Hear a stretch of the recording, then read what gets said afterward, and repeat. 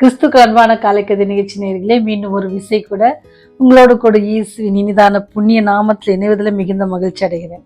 இந்த நாளில் மீண்டும் அநேக அற்புதங்களை தொடர்ந்து பார்த்துட்டு வரோம். ஆண்டவர் செய்கிற வழிநடத்துதல், அவருடைய அதிசயம் எல்லாவற்றையும் பார்த்துட்டு வரோம்.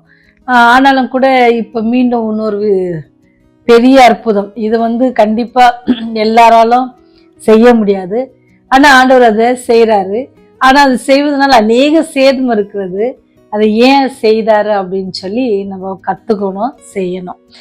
நீங்க பாத்தீங்கன்னா யாத்திராகம் 7ஆம் அதிகாரம் 8ஆம் அதிகாரத்துல என்ன செய்வாங்க அப்படின்னு சொன்னா, ஆண்டவர் என்ன செய்வாங்கன்னா, வாதைகள், எகிப்தியர்களை பார்வோன் அனுப்ப மாட்டாங்க. அப்ப ஆண்டவர் என்ன செய்யறாரு, வாதைகள்னால அழிக்கிறாரு. நமக்கே தெரியல, பிளேக்ஸ் எல்லாம் வந்துச்சுன்னா எவ்வளவு கஷ்டமா இருக்கும் அப்படின்னு சொல்லி. அங்க பாத்தீங்கன்னு சொன்னா இந்த மக்கள் என்ன செய்யறாங்கன்னா, ஆண்டவர் முதலாவது 10 வாதைகளை அனுப்புறாங்க. ஒன்று தண்ணி ரத்தமாக மாறும், தவளைகள், பேன்கள், வண்டுகள், அப்படியே நீங்க பாத்தீங்கன்னு சொன்னா கல்மழை வரும், கொப்பளங்கள், எரிபந்தமான கொப்பளங்கள் வந்துச்சு. அப்புறம் கல்மழை, காரிருள், இது மாதிரி 10 வாதைகள்ல 10வது வாதை என்ன அப்படின்னு சொன்னா தலைப்பிள்ளை சங்காரம். ஆனா இது எல்லாவற்றையும் ஆண்டவர் செய்யறதுக்கு முன்னாடி சொல்றாங்க. ஆனா யாரு, பார்வோன் கேட்கல. இத்தனை காரியங்கள் சின்ன வெட்டு கிளிகள் இருந்துச்சு, அதுல ஒண்ணு. இப்ப கரெக்டா 10 நான் சொல்லிட்டேன்னு நினைக்கிறேன். இந்த 10 காரியங்கள்ல என்ன பாத்தீங்கன்னு சொன்னா, இஸ்ரவேல் மக்கள் அந்த பட்டணத்துல இருக்கும் பொழுது இதெல்லாம் பார்த்துருக்குறாங்க. ஏன்னு சொன்னா, எகிப்தியர்கள் இவைகள் எல்லாவற்றையும் என்ன செய்தாங்கன்னா தெய்வமாக வழிபட்டாங்க. ஏன் ஆண்டவர் இந்தந்த காரியங்கள் எல்லாம் கொடுத்தாங்க, பனிஷ் பண்றதுக்கு அல்லது வாதையாக இதை ஏன் கொடுத்தாங்க அப்படின்னு சொன்னா, அவர்கள் உணர்ந்து கொள்ள வேண்டும், அவர்கள் ஆராதிக்கிற தேவன் உண்மை உள்ளவர்கள் அல்ல, அது எல்லாமே என்னது, ஆண்டவரின் படைப்பு அப்படின்னு சொல்லி அவங்க அறிஞ்சிக்கணும். அதே போல இஸ்ரேல் மக்களும் 10 கற்பனையில சொல்லியிருக்கிறார்கள் ஆண்டவர். இன்னைக்கு நமக்கு வருகிற ஒரு இது என்ன, அப்படி வாக்குத்தத்தம் என்ன அப்படின்னு சொன்னா, கற்பனை கைக்குள்ளவர்களுக்கு அவர் எப்படி இருக்காரு, 1000 தலைமுறை மட்டும் நான் இரக்கம் செய்வராய் இருக்கிறேன் அப்படின்னு சொல்லுவார்.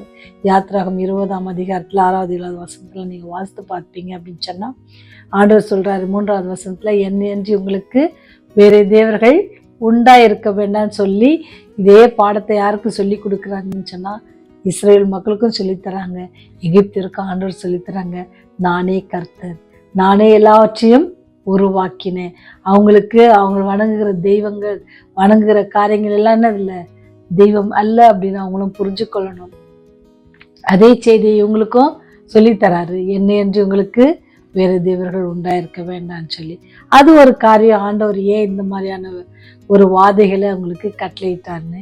இன்னொரு காரியம் என்ன அப்படின்னு சொன்னா, இவர் தான் அவங்க ஆராதிக்க உண்மை உள்ள கடவுள், அவர் எல்லாவற்றையும் செய்ய வல்லவர். அவர் என்னது, ஒரு கோலை வச்சு எல்லாத்தையும் என்ன செஞ்சிருவாரு, பண்ணிடுவாங்க. அப்படியே வார்த்தையினால எல்லாத்தையும் பண்ணிடுவாங்க. அது யாரு புரிஞ்சுக்கணும்னா, பிரஜாதியர்கள் புரிஞ்சு கொள்ளணும் அப்படின்னு சொல்லி அவருடைய நாமம் மகிமைப்படுவதற்கு இந்த காரியங்கள்லாம் செய்யப்பட்டுச்சு. ஆனாலும் என்ன செஞ்சாரு, பார்வோனுடைய இருதயம் கடினப்பட்டது. தலைப்பிள்ளை சங்காரம் வர வரைக்கும் என்ன செஞ்சாங்க, வர வரைக்கும் அவருடைய மனதுல என்ன இல்லை, இந்த பிள்ளைகளை அனுப்புவதற்கான ஒரு தோற்றமும் இல்லை. ஆனா ஆண்டவர் நம்மளை சில காரியங்களை வைத்து தண்டிக்கும் பொழுது நம்ம என்ன செஞ்சோம்னா மனம் திரும்பிடணும் அப்படின்றது நான் இந்த அதிசயங்களிலிருந்து கற்றுக்கொண்ட பாடம். ஆண்டவர் நமக்கு நிறைய வாய்ப்புகளை தராரு. பார்வோனுக்கு எத்தனை வாய்ப்புகளை தந்திருக்காரு. ஆனா அந்த வாய்ப்புகள் எல்லாம் பயன்படுத்தாபடி என்னப்பட்டது, இருதயம் கடினப்பட்டதே தவிர வாய்ப்புகளை பயன்படுத்தல.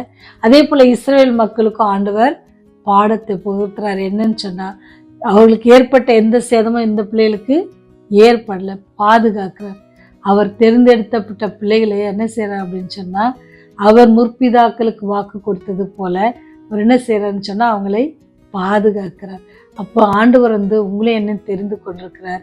அவரை நீங்க சொந்த ரட்சகராக ஏற்று அவரை நம்பி அவரை விசுவாசிப்பீங்கன்னு சொன்னா, எல்லா சூழ்நிலையிலும் அவர் உங்களை பாதுகாக்க வல்லவராக இருக்கிறார் என்பதை நம்ம மறந்துடக்கூடாது. அப்ப இன்னைக்கு வருகிற வாக்கு தத்துவம் ஆண்டவர் நமக்கு ரொம்ப அழகா சொல்றாரு.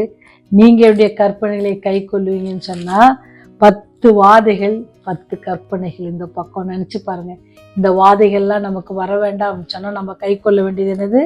இந்த 10 கற்பனைகளை நம்ம கை கொள்ளணும். அதில் நமக்கு வச்சிருக்க ஆசீர்வாதம் எனக்கு ரொம்ப இன்னைக்கு ஒரு நாளைக்கு உங்களுக்கும் எனக்கும் இன்னைக்கு ஒரு நாளைக்கு மாத்திரம் ஆசீர்வாதம் இல்லை.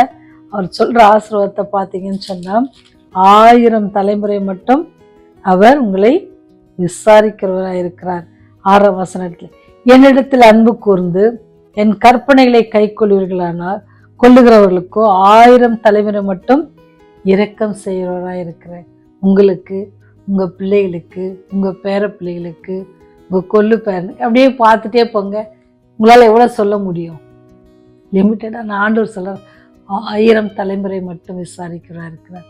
அதனால தான் அன்னைக்கு எகிப்தில் இவ்வளோ பெரிய அற்புதங்களை செய்து இஸ்ரேல் மக்களுக்கு காட்டினார். அதே தேவன் இன்று உங்களுடைய வாழ்க்கையிலும் என்னுடைய வாழ்க்கையிலும் இடைப்படுகிறார். அல்லது நம்ம நிறைய காரியங்களை நம்ம சுற்றிலும் நடக்கிற காரியங்கள்லாம் பார்க்குறோம். ஆண்டவர் நம்ம வைத்திருக்கிற அன்பை நம்ம புரிஞ்சுக்கணும். இத்தனை சூழ்நிலைகள் மத்தியிலும் நம்ம அவர் பாதுகாக்கிறார், பராமரிக்கிறார், போஷிக்கிறார். எகிப்தில் எல்லா இடத்துலையும் தண்ணி ரத்தமாக மாறிடுச்சு அப்படின்னு சொன்னால் என்ன முடியாது? யாருக்கும் தாகத்து கூட குடிக்க முடியாது. எல்லா தண்ணியும் அதில் அழகாக வசனம் இருக்குது. கல்லுள்ள பாத்திரத்துலையோ அல்லது வுட் மரத்திலையோ செய்ததுல தண்ணி இருந்தால் கூட என்ன ஆகுமா? ரத்தமாக மாறும்னு சொல்லு அப்படின்ட்டு சொல்கிறார். இப்படி இருக்கிற இந்த காலகட்டத்தில் அந்த நேரத்தில் யாரை போஷித்தாங்கன்னா இஸ்ரேல் மக்களை போஷித்த ஆண்டவர் இன்று உங்களை என்ன நமக்கு சுற்றி இருக்கிற சூழ்நிலை எவ்வளோ இடத்துல பஞ்சங்கள் கேள்விப்படுறோம். ஆனால் நம்மளை ஆண்டவர் ஒரு நாள் என்ன செஞ்சதில்லை, பட்டினியாக விட்டதில்லை. அப்பேற்பட்ட வல்லமையுள்ள தேவன் அவர் உங்களை 1000 தலைமுறை மட்டும் என்ன செய்கிறாரு? ஆசீர்வதிக்க காத்து கொண்டிருக்கிறார். அப்பேற்பட்ட தேவன் அவர் சொன்ன காரியங்களை நம்ம செய்வோம் அப்படின்னு சொன்னால், அவர் மேல் நம்ம விசுவாசம் வைப்போம்னு சொன்னால் அவர் நம்மை ஆசீர்வதிக்க காத்து கொண்டிருக்கார். அந்த ஆசீர்வாதத்தை பெற்றுக்கொள்ள நீங்கள் ஆயத்தமாக இருக்கீங்களா? ஜெபத்தோடு என்னோட கலந்து கொள்ளுங்க. 1000 தலைமுறை மட்டும் உங்களை ஆசீர்வதிப்பேன் என்று சொன்ன பரலோக தந்தையே, எங்களுடைய பாவங்களை பாராதபடிக்கு ஒவ்வொரு நாளும் நீர் போஷித்து எங்களை வழிநடத்துகிறீர், பாதுகாக்கிறீர். அதற்காக நன்றி செலுத்துகிறோம். எங்களுடைய தேவைகளை எல்லாம் சந்திக்கிறீர் கர்த்தாவே. அதற்காக உம்மை துதிக்கிறோம், சோஸ்தரிக்கிறோம், நன்றி செலுத்துகிறோம். 1000 நாவுகள் போதாது கர்த்தாவே. தாவீது பக்தன் பாடினது போல ஆண்டவரே, 1000 நாவுகள் போதாது சாமி. நீர் எங்களுக்கு செய்த எல்லா உபகாரங்களுக்காக நன்றி செலுத்துகிறோம் ஆண்டவரே. இந்த நாளை கூட உடைய கரத்தில் ஒப்பு கொடுக்கிறோம். நாங்கள் உம்மை விசுவாசித்து உடைய நாமத்தில் நாங்கள் எப்பொழுதும் பிரியமுள்ள பிள்ளைகளாக இருக்க, உடைய அன்பை மற்றவர்களுக்கு வெளிப்படுத்துகிற பிள்ளைகளாக இருக்க நீ எங்களுக்கு கிருபை செய்யுங்க. இந்த நாள் முழுவதும் ஆண்டவரே அதிகமாக யோசிக்கவும், உடைய அன்பை நாங்கள் புரிந்து கொள்ளவும், உமக்கு பிரியமுள்ள ஜீவியம் ஜீவிக்கும் எங்களுக்கு உதவி செய்யுங்க. பாவிகளாக எங்கள் மேல் கிருபையா இருங்க. உடைய ராஜ்யம் அதி சீக்கிரமா இருக்கிறது அந்தாவே. அதை நாங்கள் விசுவாசிக்கிறோம் தகப்பனே. உடைய ராஜ்யம் வரும் பொழுது நாங்கள் ஒருவரும் கெட்டு போகாதபடிக்கு அந்த நித்தியானந்த ராஜ்யத்திலே பங்கு பெறுகிற பெரிய ஸ்லாக்கியத்தை பாவிகளாகி எங்களுக்கு அடியாருக்கு கொடுக்க வேண்டுமாய் இயேசுவின் வழியாய் தாழ்மையோடு ஜெபிக்கிறோம் ஜீவனுள்ள பரலோக பிதாவே. ஆமேன், ஆமேன்.